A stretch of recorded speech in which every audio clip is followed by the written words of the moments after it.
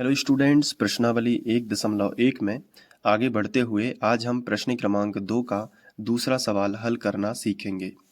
सवाल क्या दिया गया है कि पूर्णांकों के निम्नलिखित युग्मों के एचसीएफ और एलसीएम ज्ञात कीजिए तथा इनकी जांच कीजिए कि दोनों संख्याओं का गुणनफल एचसीएफ गुणित एलसीएम होता है। मतलब हमें दो संख्याएं दी गई हैं 510 और 92।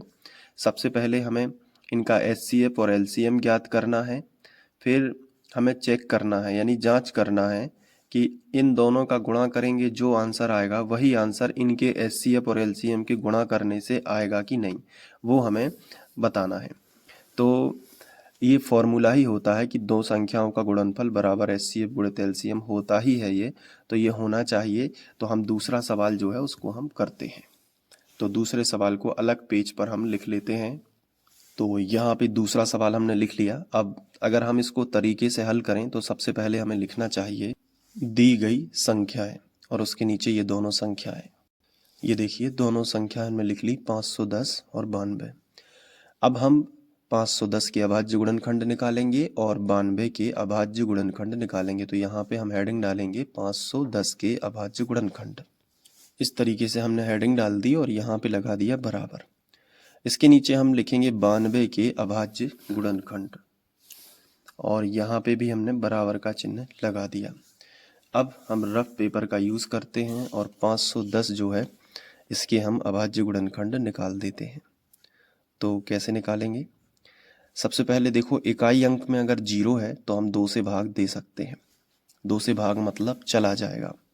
तो 2 पहले 5 में करो, 2 दूनी 4, मतलब 2 की दुनिया ऐसी पढ़नी है कि 5 से ज़्यादा ना हो सके। तो 2 दूनी 4, ठीक है। अब 2 तिया 6, 5 से ज़्यादा हो जाता तो 2 दूनी 4। तो 5 में से 2 बार में 4 निकल गए, तो 5 में से 4 निकल गए तो कितना बचा? 1 बचा। तो जो 1 बचा है वो यहाँ साइड में आ जाएगा। तो कितने हो जाएंगे? 11। सोचो अगर एक साइड में आ जाए तो कितने हो जाएंगे? 11। तो फिर अब 2 की टेबल ऐसी पढ़नी है कि 11 से ज़्यादा ना हो। तो 2 पंचे 10। अब 11 में से 10 निकल गए 5 बार में, तो कितने बचे? 10 निकल गए 11 में से। बताओ कितने बचे? 1 बचा, तो फिर से हो गए 10। तो 2 पंचे 10, कितना हो गया? 255। अब 2 से भाग नहीं जाएगा। क्यों नहीं जाएगा? कैसे पता चला? क्योंकि इसका इकाई अंक क्या है? 5 है। तो जब इकाई अंक 5 है तो या तो 3 से जाएगा या फिर 5 से जाएगा। तो पहले 3 से ट्राई कर लो। तो 3 का भाग 2 में तो जाएगा नहीं, तो इसको ऐसे कर लो, 25 ले लो पूरे। तो 3 8 है 24, 8 बार चला गया, 3 8 है 24। अब 25 में से 8 बार में 24 निकल गए तो कितना बचा? 1। तो एक साइड में आ गया, तो 5 पहले लिखा था तो 15 हो गए। तो 3 5 15 हो गए। अब देखो, अब 3 से जाएगा क्या? तो अब 3 से नहीं जा रहा है, अब जाएगा 5 से, क्योंकि इकाई अंक 5 है। तो 5 से दे दो। तो पहले 8 में पढ़ो, 5 की दुनिया ऐसी पढ़ो कि 8 से ज़्यादा ना हो। तो 5 एकम 5, 5 दूनी 10, 8 से ज़्यादा हो गए ना, तो फिर 5 एकम 5।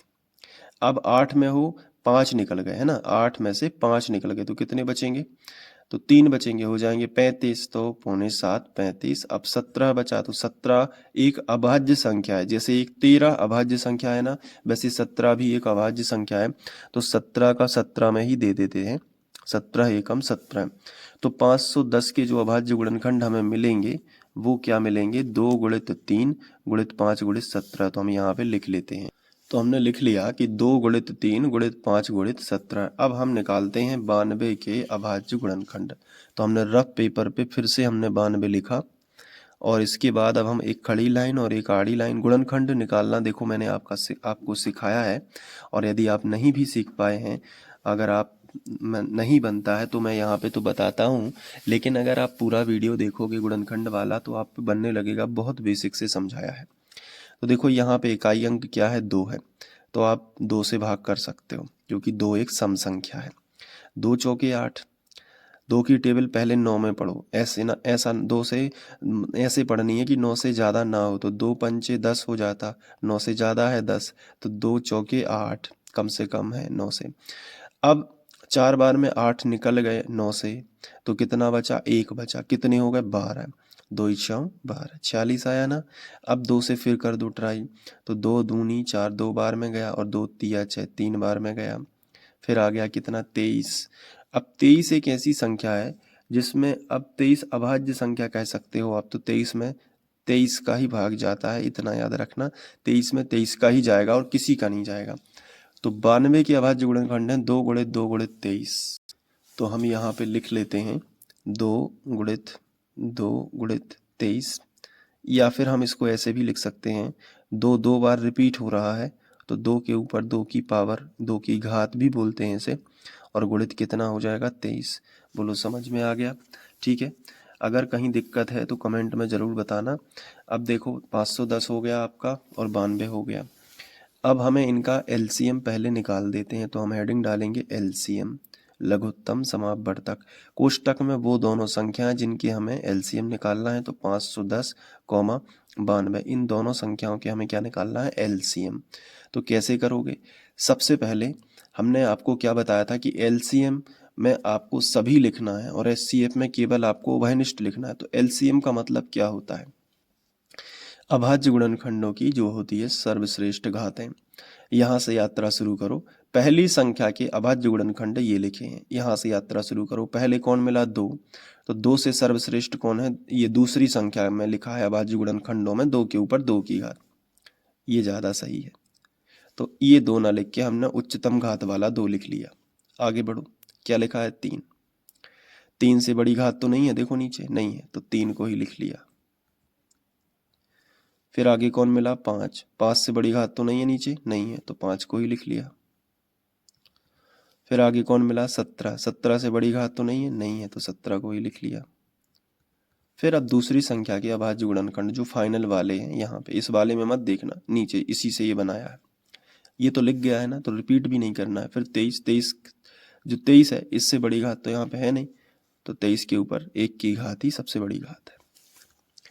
अब इन सभी का करना है गुणा, काफ़ी लंबी चौड़ी संख्याएं हैं, तो 2 के ऊपर 2 की घात है तो ये आ जाएगा 4, और 4 का 3 में होगा तो 4 तिया 12, और 12 का 5 में होगा तो 12 पंचे 60, यानी इतने का पूरे का उत्तर आएगा 60।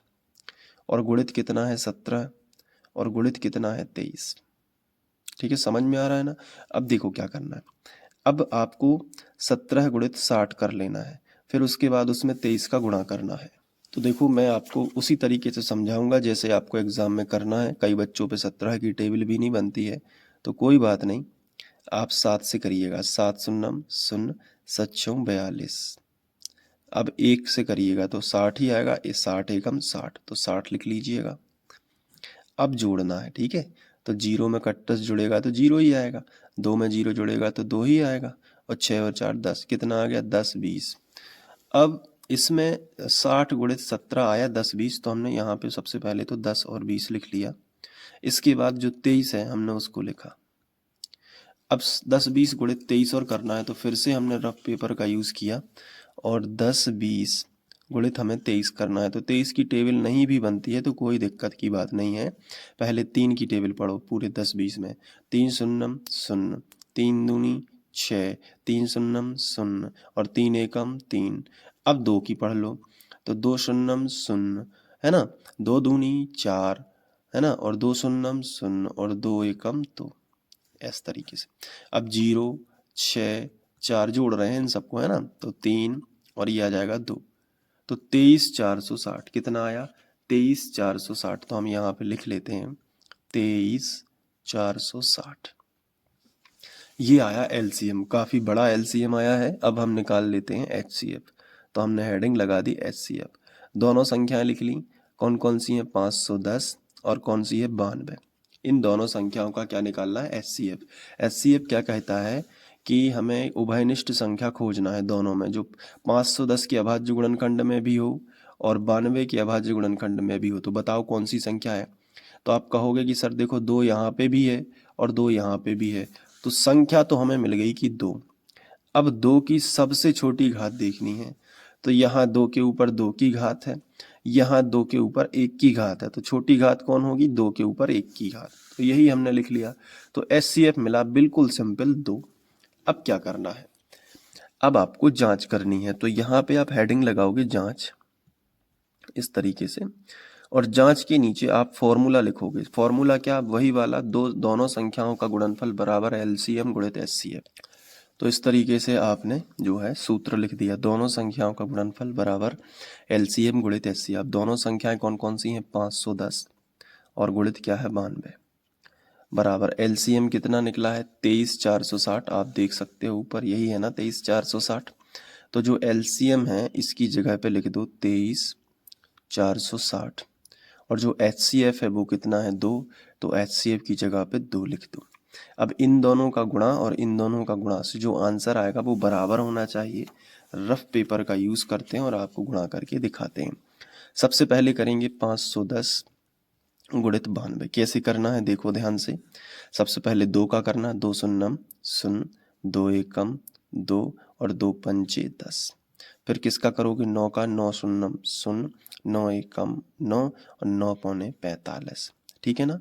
अब जोड़ दो, जोड़ोगे तो 0, फिर यहाँ आएगा 2, फिर यहाँ 9, 5 और 1 जुड़ जाएंगे तो 6 और यहाँ पे आएगा 4। 46,920 कितना आया 46,920। ये हो गया इन दोनों का गुणा। अब 2366 का भी करेंगे 2 में। तो 2366 का दुगना होता है 46,920, क्योंकि 23 दूनी हो जाएगा 46 और 460 का दुगना हो जाएगा 920, तो यहाँ पे हो जाएगा 920। मतलब ये तो बहुत ही सरल है। आप 2 का गुणा करोगे तो 2, 2 शून्य शून्य, 2 ही शाम 12 की, 2 हासिल आई 1, 2 चौके 8 और 1 हासिल की जोड़ोगे तो 9 आएगा, 2 तिया 6 आएगा और 2 दूनी 4। तो दोनों के आंसर बिल्कुल सेम आ जाएं तो आपको एक नीचे लाइन लिखनी है कि जो कि सत्य है, और इस तरीके से आप बोर्ड एग्जाम में लिख के आओगे तो आपका एक भी अंक नहीं कटेगा, जो कि सत्य है आपको लिखना है।